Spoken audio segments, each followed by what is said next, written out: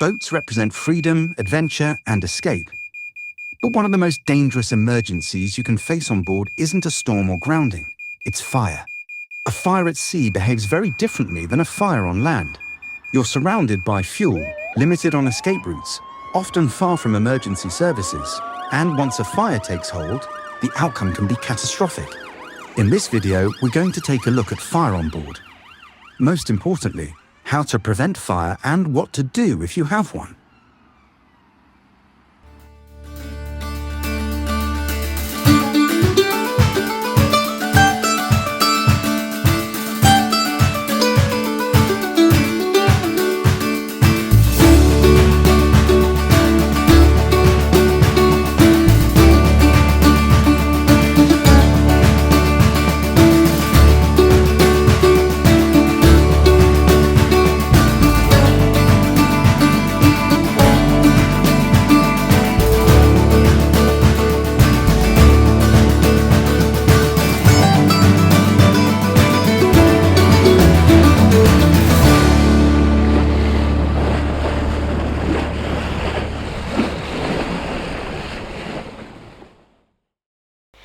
Why boat fires are so dangerous.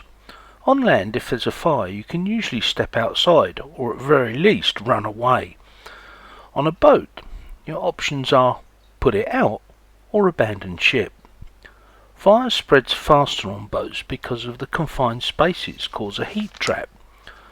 Fiberglass, wood, insulation and upholstery burn intensely, giving off toxic fumes.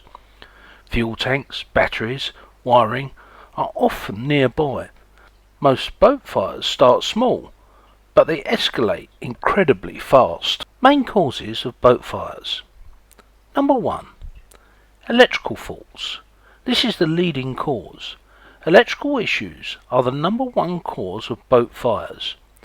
Common problems include undersized wiring, poor quality or corroded connections, loose terminals, overloaded circuits, incorrect or bypassed fuses, salt air, vibration from engines, moisture. They can all create a perfect storm for electrical failures. With mains electricity, there's a danger of electrocution as well as fire. Cooking and galley fires. Cooking is the second major cause of onboard fires. These include pan fires from overheated oil, gas leaks, flammable items left near burners. Number 3 on our fire cause list is engines and fuel systems. Causes include fuel leaks, cracked hoses, poor ventilation, hot exhaust components. Diesel is less volatile than gasoline or petrol, but once it ignites, it burns intensely. Number 4 on our list is heating systems and appliances. And these include portable heaters, diesel heaters, even inverters and chargers overheating, especially if they're being asked to provide high currents over a long period of time. Inverters and chargers need to be installed correctly and need to have free air movement around them so that the cooling fans within the appliances can work and keep them cool.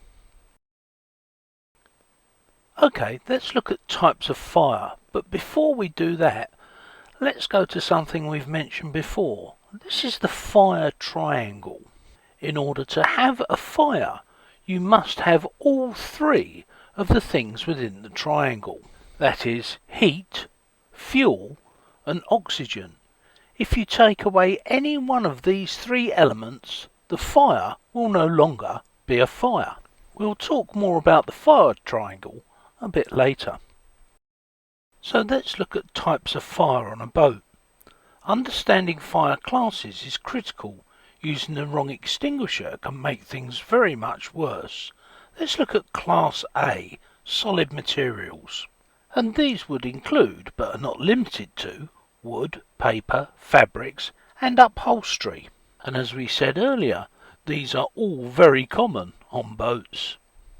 Class B is flammable liquids, diesel, gasoline, oil, petrol, solvents, paint. All of these are Class B type fires. Typically this type of fire occurs in engine rooms, lockers and lazarettes, anywhere these liquids are stored. Class C are electrical fires. Typically these are wiring, battery banks, panels, appliances. Electrical fires are often invisible until insulation or something else ignites. A prelude to an electrical fire is often the smell of burning plastic or an acrid smell. With battery fires or batteries overheating, it's not unusual to smell rotten eggs or sulfur dioxide. This is a sure sign that something in the battery department is getting very hot. Class K, sometimes called Class F fires, are usually cooking oils and fats. Deep fat fryers, pan fryers.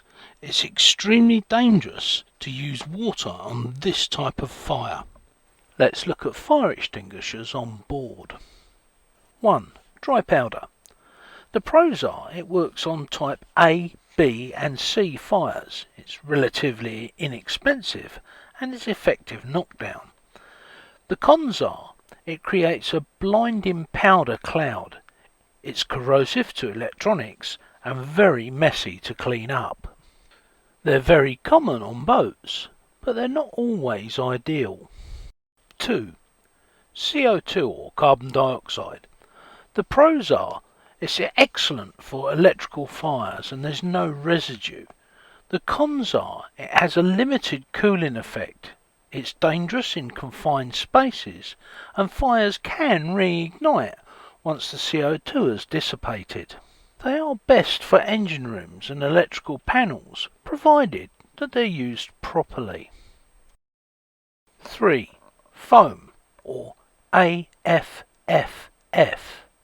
The pros are it's excellent for fuel fires, it has a cooling effect, and some are safe on electrics, up to a rated voltage. The cons? Limited electrical capability. And of course, number 4, fire blankets. Absolutely essential in the galley. They're perfect for pan fires and clothing fires. They're generally reusable and of course they're great when you're welding. Now to help you with your ABCs as it were, all fire extinguishers as well as being red are colour coded. Green for A, red for B, C, blue, D, yellow and K, black. Easy to remember, and of course this is all round the world. Every single fire extinguisher on every single boat has these colour codings as well as being red. So look for the correct colour coding for each type of fire. If you've never let off a fire extinguisher, I'd highly recommend that you do so, just so you get a feel for how they work. And remember, when you're panicking, it's very difficult to read instructions, so familiarise yourself with the way that these things work. Electrical fires are undoubtedly the biggest threat. Electrical fires tend to start with heat, not sparks. They're usually caused by high resistance or poor connection, undersized cables or jury-rigged fuses. They can also be caused by bad electrical joints, and it's this that's the most dangerous thing on a boat. The causes can include loose crimped terminals, corrosion inside connectors, vibration from the engine loosening connections over time. A loose joint acts like a heater, slowly baking insulation until it ignites. You should always use high quality crimps and check each crimp before installing the wire. Use marine grade tinned copper wire. Use the correct type of crimp terminals such as ferrules. Where possible, use ringed or lugged terminals rather than spade terminals. Never twist and tape. When using fuses, remember that these are the first line of defence, but they protect the wires, not the appliances. A fuse should not get hot. If they do, it's usually because of a bad connection. Heat is usually a sign of a bad connection, a high resistance. This solar regulator's cable on the positive output came loose with vibration over a period of about 3 or 4 years. The cable was crushed rather than crimped into the regulator, and the high resistance caused heat. This cable connected to an inverter and back to the battery has not been connected in the right way. You can see the sprung washer is on the wrong side of the lug. This caused the fuse to heat up and the cable to get hot. This alternator wire vibrated loose from the engine's alternator. It then caught fire and caused the alternator to fail when it short-circuited against the outer case of the alternator. Next time on Impavidus, we're going to look at galley fires, pan fires and cooking, pan fires explained. We're going to look at gas cooking on board with LPG or propane and ask if it's really necessary. We're going to look at induction cooking and ask is it a safer alternative. And then we're going to get into the nitty-gritty, fire prevention and firefighting. Now don't forget, wear that kilt cord and sail safe. Until next time guys, don't forget, like, share, subscribe. It costs you nothing and it helps us out a bit. Bye for now.